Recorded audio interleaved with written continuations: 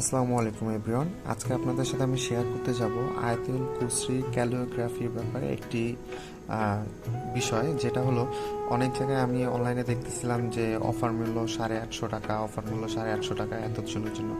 আসলে বিষয়টি হচ্ছে, আমি একটি ক্যালিওগ্রাফি কিনেছি 850 টাকা যেটা দাম, সেটার সাইজ হলো 15x20 ইঞ্চি।